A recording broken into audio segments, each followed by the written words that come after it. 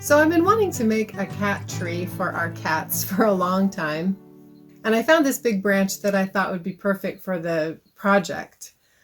And since I like to recycle and reuse things, I put John to work tearing down some pallets and making a box for the beds and also to frame out the bottom of the cat tree.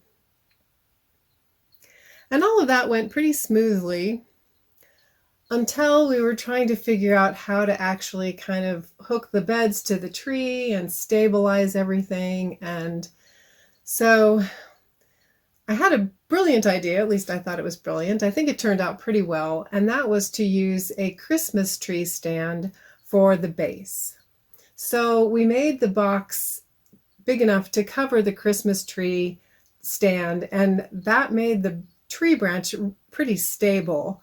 But I was still concerned about how to hook the beds together, and we were planning to attach them to the wall, but it was sort of a puzzle that I couldn't figure out. So unfortunately, the project stalled out for a long time. When I finally went back to it, I cut one of the branches down quite a bit, and we bought some, I think they're for shelving, little shelving elbows or L's that we hooked to the bottom of the two cat beds and attached them to the wall.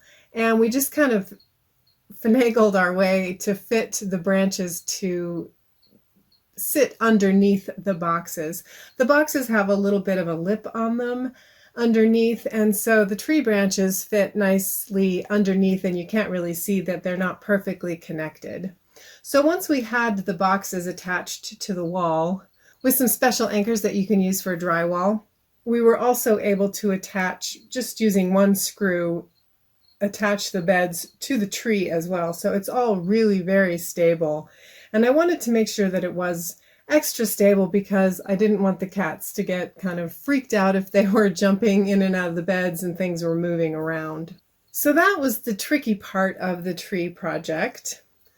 Originally, I was just planning to make some padding for the wood boxes, but they seemed a little bit shallow, and since our cats seem to like to really burrow into things, I decided to make cardboard frames to fit inside of the wooden boxes just to make them a little bit taller. So we had a big cardboard box that I just cut down and reshaped to fit the two wooden boxes. And then I just used a couple of green t-shirts to roll over the edge and a couple more t-shirts to make the pads from. And I just quickly stitched them together using a blanket stitch. So with that all done, the tree was pretty much cat ready. But of course, I wanted to make it look a little bit more like a tree. And if you know me, you know that I like to work with aluminum cans. And if you've ever worked with the cans, you know they're very easy to cut with a pair of scissors. And so I just hand cut several different sizes of a leaf shape. And then it was very easy to use my embossing tool to quickly emboss the grain lines of the leaves. And I used some E6000 glue and some florist wire to attach a short piece of wire to the leaves. If you'd like to know how I break down my drink cans, or you're interested in learning some different ways that you can flatten the cans into the aluminum sheets so that they're easy to work with, cut, and emboss, I will link to those video tutorials in the description box. I'd also been collecting some smaller branches to play around with, and once the E6000 glue had cured, I was able to wire wrap the leaves to the branches. And then I just kind of played around with how many branches to attach to my tree.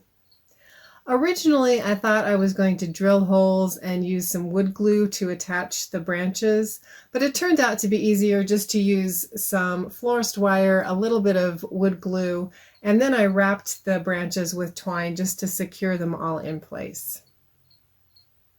And the final step was to wrap the base of the tree with the twine as well, just so that the cats would kind of have that as a scratching post. Now, I know some people are concerned about my cats poking their eyes out or cutting their paws or something, but I assure you that the can edges are not that sharp, and they're also not in a place where my cats are really going to be in contact with them.